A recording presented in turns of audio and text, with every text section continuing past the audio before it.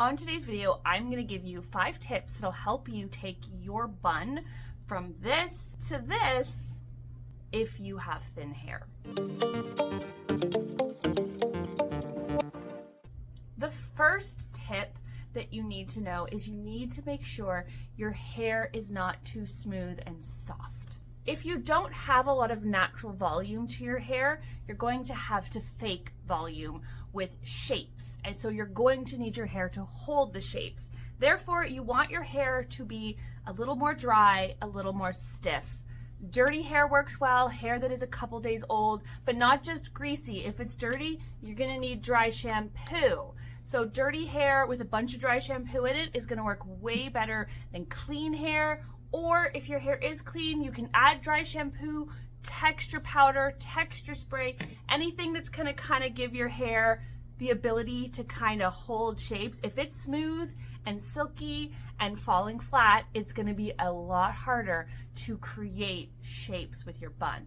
Tip number 2 is gonna be to use your hands more than a hairbrush.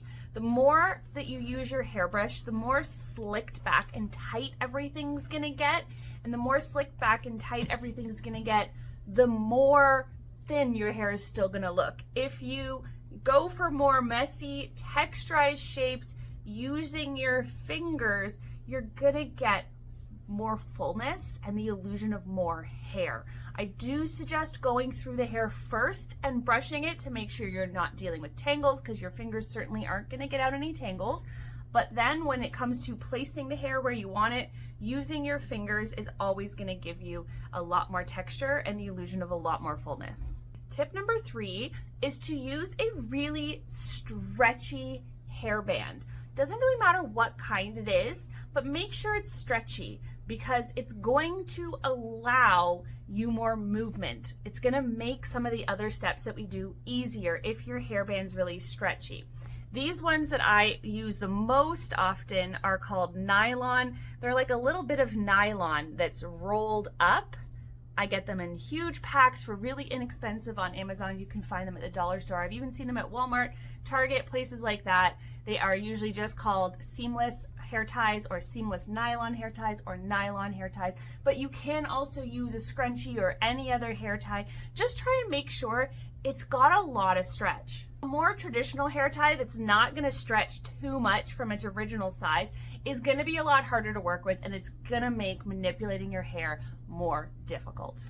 Tip number 4 is our fluff and pull. Arguably, this is the most important tip. It doesn't matter what bun we do, the fluff and pull is always going to be the most important.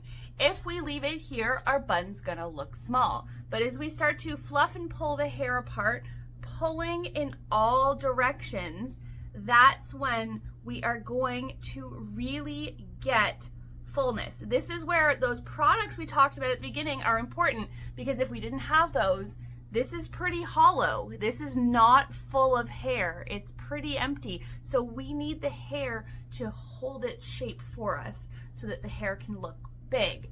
If the hair didn't have texture, it's probably just gonna fall flat or it's gonna flop and then it's gonna look thin again. Remember, we don't just pull side to side, we pull forward and back, we pull in all directions because we want to try and create a nice rounded shape as opposed to a sausage on top of our head. And the last tip is to make sure your base looks full. Your base is this hair here that's on your scalp leading to the bun or the ponytail itself. The more slick and flat this is, the more thin your hair looks. If you get this looking full, people are gonna think you have a lot of hair. So what I like to do is once my bun is done, I grab the hair close to the hair tie and I pull forward. And I do this all around my head, and it creates a lot of fullness because you're creating more space again. You can see over here, much more space. Over here, my hair looks much thinner until we start to pull forward and create that space. Again, this will be easier if you used your fingers as opposed to if you put everything back really neat and tidy with a hairbrush. This can be a little harder to achieve. It's also harder to maintain a slick look if you're trying to do this step. If you really want a more slick look, you might want to skip that step, but it really does aid in your bun looking a lot more full.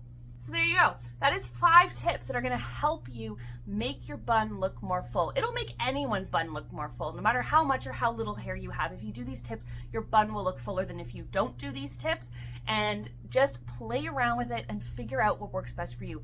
These tips will work for any bun you're doing. My flip and twist, my loop bun. This is just your most basic pull-through bun, and it still works out and creates a really nice, full, voluminous looking bun, and it's very, very simple to do.